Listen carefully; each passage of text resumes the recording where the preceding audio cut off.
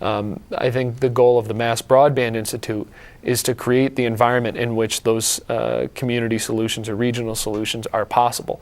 It would be impossible for the 48 communities I represent to each have their own solution and be able to afford it. So what we hope the $40 million that was included in the Universal Broadband Bond can do is build the middle mile of the network. There are 3 points of presence, 3 internet POPs as they're called, in our region, Albany, Springfield, and Boston.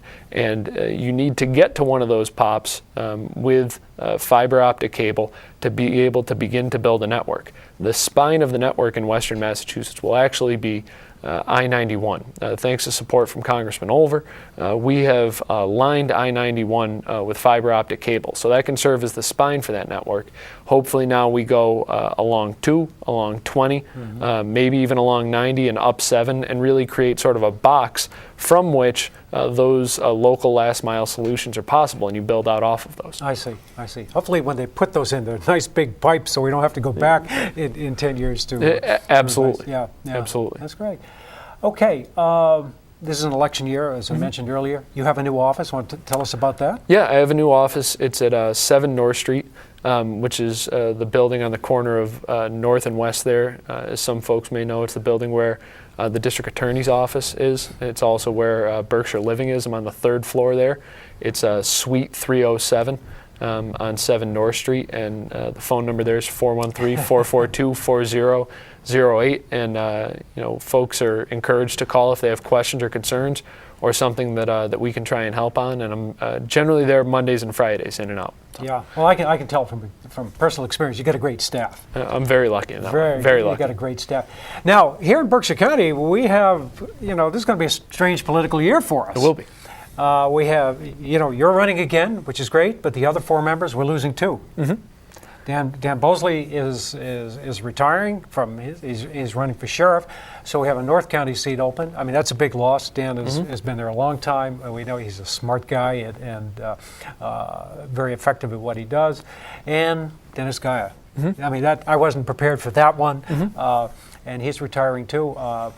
We do have, I guess, candidates who've announced in both districts, but we have races. I mean, we're going to have to support these people. Are you working with the delegation on these, with Smitty in South County and Chris Brownzo here in Pittsfield? Yeah, we've had a lot of conversations. I mean, before we even talk about it, it's a big loss for the delegation to lose both Dan and Dennis.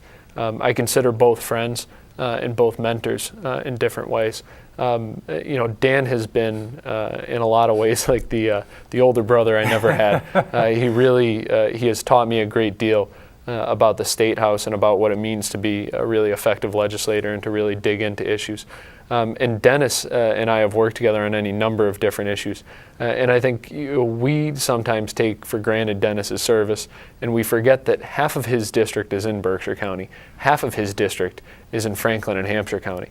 And folks often talk about how big my district is, but I almost think that Dennis's is probably more difficult to cover as it goes from the New York to the New Hampshire, almost to the New Hampshire border, from Hancock to Northfield, and he's done an incredibly good job of it and is very popular throughout that district. So we're gonna miss them both. I think whoever runs to fill those seats will have big shoes to fill.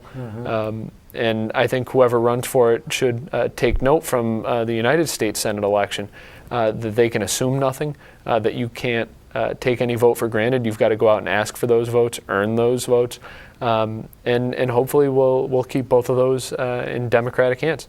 So it'll be an interesting election season, to say the least. Well, it's going to be very busy. Sure, I know. I remember when Dennis first ran. I mean, it seems like 100 years ago now. But it was just 6 years. 2004.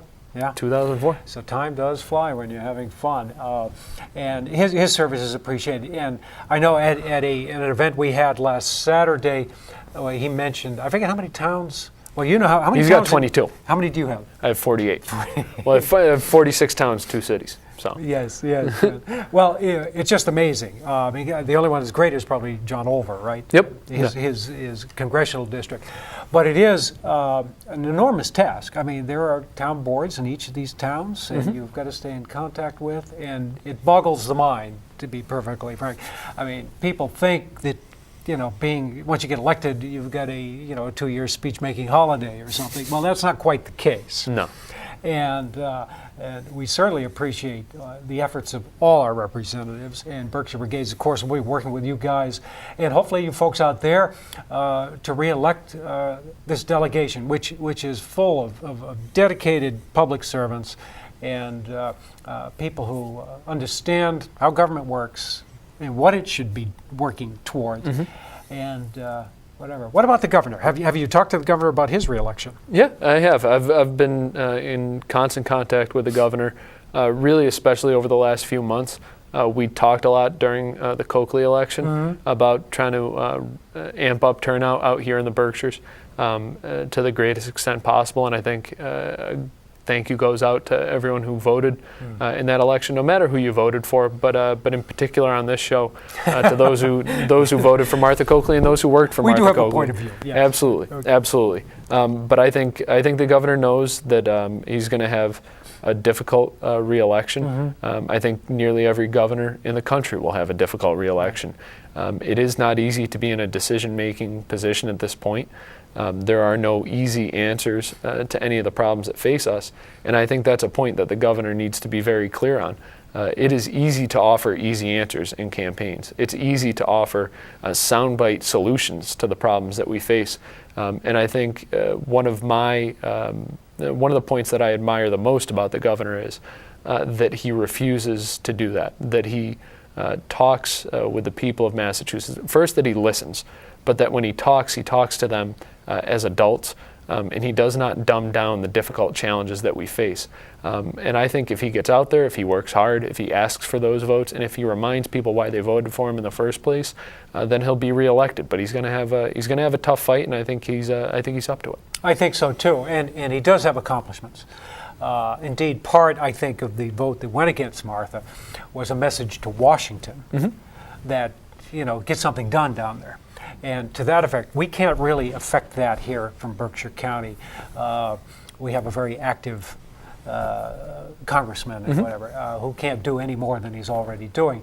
But there is an people want something done, and this past year has largely due to Republican stonewalling, nothing's been done. And indeed, to remind folks, a lot of the economic problem that our elected officials are facing now and have to run to be reelected was brought on by 8 years of George W. Bush. Major tax cuts for the wealthy, 2 wars, and not asking for funding for either one of them. So you guys have got the tough job dealing with that, and I think you're doing a great job. And I'm confident Berkshire County will be behind you. Is there anything else we've got to wrap up here? But anything else you want to tell to the viewers? I think the most important thing is, this has been a tough year for Democrats. I think people feel a little bit down for one reason or the other. And I would say this: if you are concerned about what's going on, if you're frustrated about what you see going on, don't use that as an excuse to drop out. Use that as an excuse to get involved. Okay, we're going to have to leave it there. All right, good. Senator, thanks again, folks. Come again, see us next time. It's Common Sense. Goodbye.